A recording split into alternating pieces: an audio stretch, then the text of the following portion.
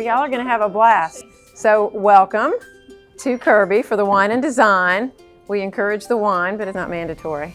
Today we're going to paint a whimsical butterfly. Hopefully by drawing it out made it a little bit easier for you all. You cannot mess up a piece of art because art is subjective. So I just go ahead and just start right away with the red. You're just going to want to go around best you can. Now keep in mind, you're going to be painting the foreground. So if you get paint in your circles or in the butterfly, it does not matter at all. And you're going to have to go over your antennas.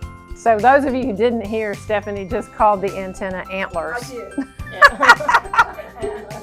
Follow the pencil lines, and the best thing to do is to go a little inside the lines as opposed to leaving a white mark. So that's a good point. I like it that y'all are picking up your canvases, because when you get into it, if you get into an angle that you need help with, that's always a good way to do it. I tend to do that myself, because we're going to put a couple coats of this on there as well. If the yellow touches the red on the edges, it's no big deal. This first coat doesn't really matter, but once we get to the second coat, we're going to want to pay attention to the direction of our stroke.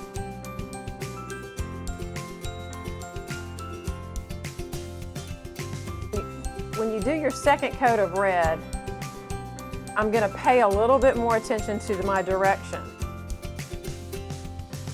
Whenever you're mixing colors, the lighter of the two colors is what you want the majority of. Like anytime you add black to anything, it's always just a dot. Or if you want red to make orange, you predominantly want yellow. Perfectly fine and even preferable to be able to see your strokes, because this is what adds the texture and the movement. You don't just want a solid yellow wing, you want some texture in it. So you can see on this one that's finished, there's some orange and some red streaks in there. So while your second coat of yellow is still wet, you can dip your brush either in the orange that you've made or a little bit of red while the paint is wet, and you just same direction as the wings.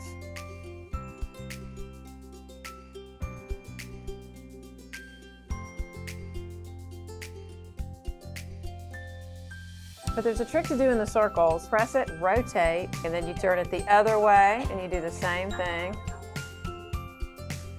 until you have a circle.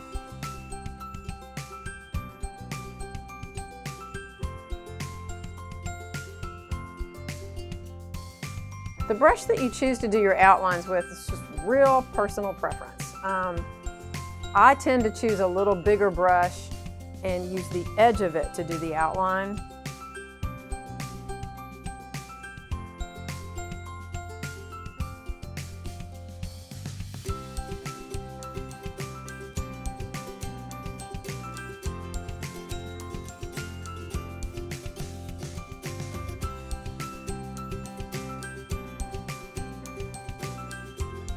So when you're ready for your white, it's really best that your painting's dry before you add your white accents. It's not 100% necessary, but you're going to get the purest form of white. You find that when you dot, it's the only time in the whole process that you really want to wait until it's dry.